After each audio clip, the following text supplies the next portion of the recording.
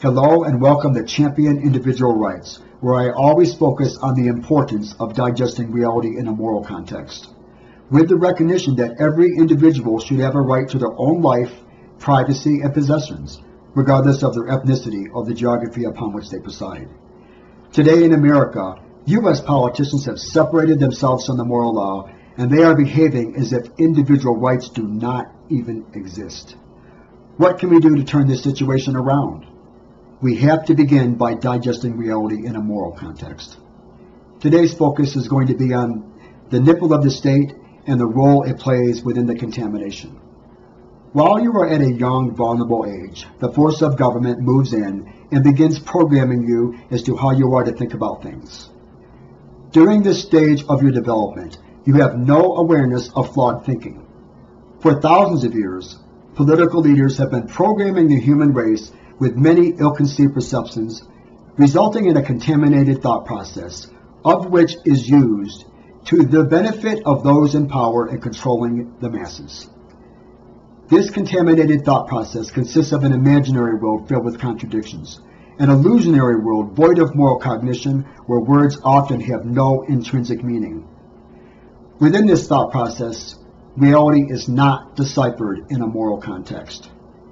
Everything is propped up through the good goal fallacy, which implies that the goals of political leaders are so high, that they are so lofty, that they can do anything that they want in order to achieve their goals. We are all told that they are acting in the name of promoting for human rights, for spreading democracy, or that they are acting in the name of the greater good for the greater number. In reality, stealing and murder are equally immoral, whether they can be committed by an individual, 5 men, or an army of men under orders from politicians. This illusion has been used to separate themselves from the moral law. In reality, the moral law applies to all rational creatures necessarily, to all of the human race, and that would just happen to include the political leaders of the world. Today, I wanted to focus on the nipple of the state and its relevancy in regards to concept manipulation. Within the contamination, a state of concept manipulation is created primarily through the failure to look for contradictions to one's perceptions. If you're not looking for contradictions to your perceptions, then, in all likelihood, your ill-conceived perceptions are going unchecked, leading you into an imaginary world filled with contradictions. While in this state of mind, one is likely to manipulate their perceptions in such a way as to justify those entities that it depends on in order to survive. There is a lot connected to the nipple of the state, and this is by design. There's around 60 million Americans that are receiving Social Security. Many are totally reliant on those government checks in order to survive. In regards to Medicaid and Medicare, back in the late 1950s, it cost the average working individual around 2 days' pay to get their gallbladder out.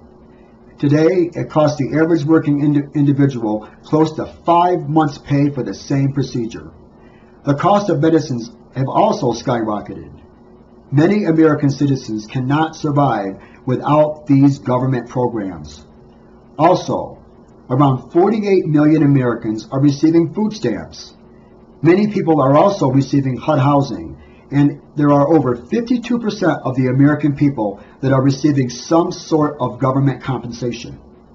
Quote, "If there's one thing government is good at, it's crippling you, then handing you a crutch and saying, 'See, you can't survive without me.'" I have just quoted the late Harry Brown. Many Americans with disabilities and handicaps are also reliant on governments to meet their needs. American businesses also have a huge dependency on government in receiving handouts and loans from the government via the central banking system. Government controls the institutions of which educate, and during your education, they did not put any emphasis on 2 of the very most important rules of understanding that have to be used in order to make accurate determinations. I consider these rules to be the baby block rules of understanding, of which we should have all been taught while we are at a young, vulnerable age. Rule number 1, never claim certainty to that which is hypothetical. It is necessary that one be able to distinguish between knowing and thinking. When you know something, you can prove its possibility. 2. Always look for contradictions to your perceptions.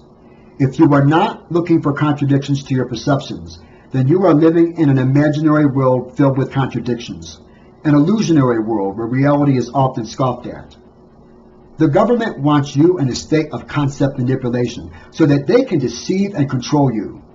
They want you living in an imaginary world filled with contradictions, an illusionary world void of moral cognition where words have no intrinsic meaning.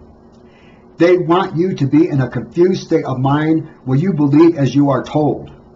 For example, Iraq has been liberated. In reality, U.S. politicians lied about why they even invaded Iraq and proceeded to rob, rape, murder, and torture the Iraqi people by the millions. The deliberate killing of a large group of people of a different ethnicity or of a particular nation is the definition of genocide, not liberation. The U.S. State Department also makes the claim it is promoting for human rights throughout the world, when in reality they are accomplishing just the opposite. They have dehumanized the Iraqi people to the point where they can even lie about why they are sending them to their deaths and destroying their cities, torturing and raping them while they are at it. Their actions contradict the notion that they are promoting for humanitarian purposes. They want you living in this imaginary world where your perceptions are so distorted that you will not be able to distinguish between what constitutes liberation but what constitutes an act of genocide. Now is the time for a peaceful revolution of thought. It's time to start fighting and promoting for the rights of the people of the world. There is no reason to continue following in the errant footsteps of our forefathers. It must be recognized that the politicians should be bound to the same laws of the conscience that the average individual is bound to.